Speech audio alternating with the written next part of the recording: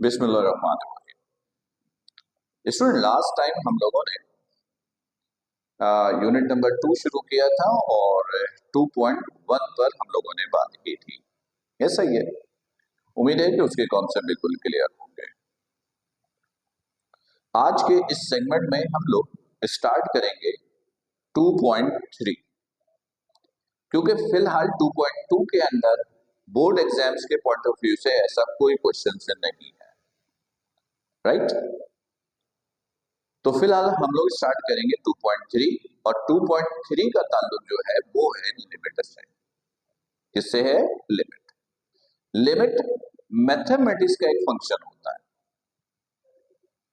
दुनिया में अल्लाह के सिवा बाकी जितनी भी चीजें एग्जिस्ट करती हैं, चाहे वो ह्यूमन बीइंग्स हो या कुछ भी हो, हर चीज की अपनी एक लिमिट होती है।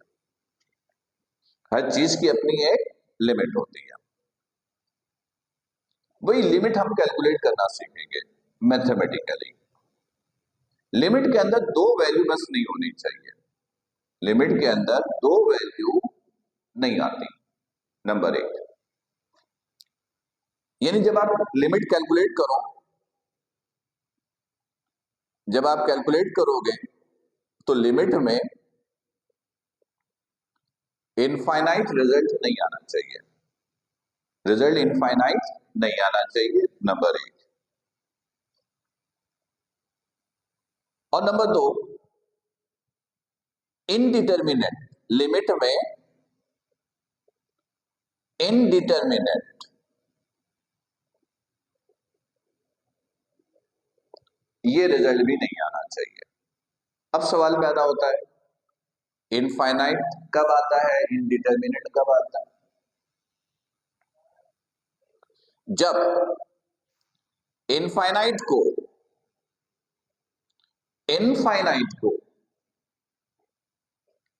आप फाइनाइट से डिवाइड करोगे। इनफाइनाइट को किससे डिवाइड करोगे? फाइनाइट से। यानी ये इनफाइनाइट, फाइनाइट की वैल्यू कुछ भी है, जैसे 3 है, तो ये इनफाइनाइट ही रहता है। ठीक है? यानी ऐसा रिजल्ट नहीं आना चाहिए, इनफाइनाइट कैलकुलेशन में नहीं आनी चाहिए, नंबर एक। नंबर दो, इनडिटर्मिनेट का मतलब होता है 0 ओवर 0, 0 ओवर 0, ये नहीं आना चाहिए। देखो, इनफाइनाइट का तो फिर भी एक कॉन्सेप्ट है ना कि बहुत बड़ी वैल्यू, लेकिन इनडिटर्मिनेट का तो कोई कॉन्सेप्ट ही नहीं है। और आप कैलकुलेट कर रहे हो लिमिट। लिमिट पे गौर करो। लिमिट का मतलब है कि किस पोजीशंस के बाद एंडिंग है। तो हर चीज की अपनी एक लिमिट है, राइट? तो ये दो वैल्यू नहीं आनी चाहिए। ठीक है?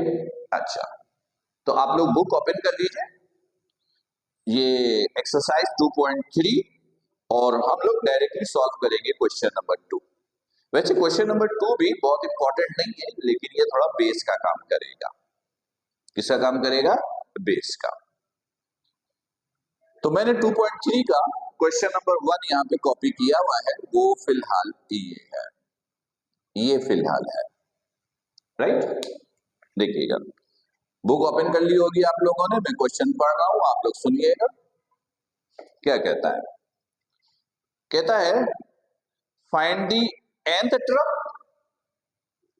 nth टर्म निकालिए, nth टर्म निकालिए, और फिर इसकी लिमिट निकालिए, और फिर इसकी क्या निकालिए? लिमिट, और फिर इसकी लिमिट निकालिए, राइट? ये आपको निकालना है, सही है? अब देखिएगा,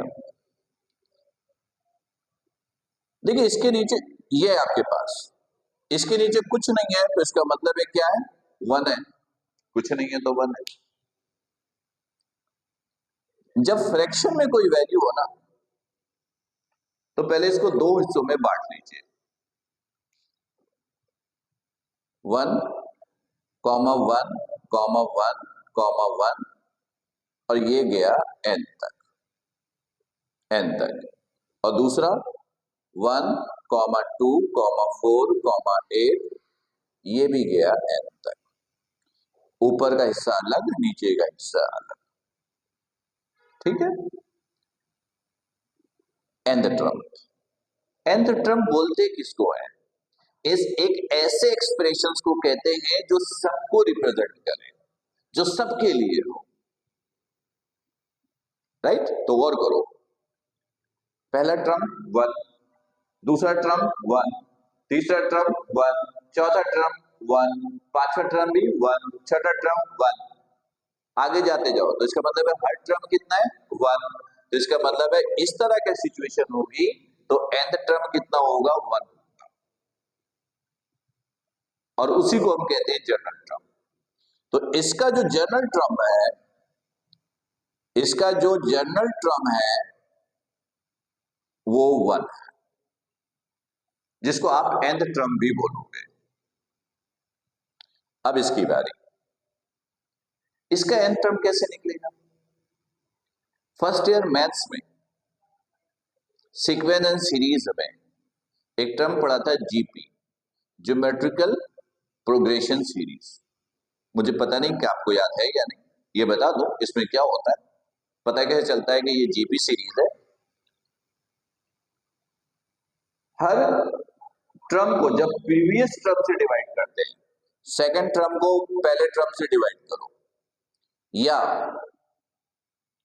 थर्ड टर्म को सेकंड टर्म से डिवाइड करो, यानी हर आने वाले टर्म को प्रीवियस टर्म से डिवाइड करो, तो रिजल्ट सेम आना चाहिए। देखो यहां पे सबका रिजल्ट 2 आ रहा है, सबका 2 आ रहा है, तो जब सबका रिजल्ट सेम आए तो हम कहते हैं ये जीपी सीरीज है, और इस वैल्यू को हम कहते हैं कि ये कॉमन रेशो है। इसको क्या बोलते हैं? कॉमन रेशो, और कॉमन रेशो को आर से लिखते हैं। जीपी सीरीज में nth टर्म निकालने का ये फॉर्मूला है, ARn-1। ए पहले टर्म को बोलते हैं, पहला टर्म क्या है? 1 है। आर क्या है? Common ratio, this is common ratio, this is 2। N तो एन है -1, 1 से मल्टीप्लाई करेंगे कोई फर्क नहीं पड़ेगा, ये रह गया 2 की पावर n-1। तो इसका nth टर्म ये है और इसका nth टर्म ये है, तो इसका nth टर्म क्या होगा वो देखिएगा। nth term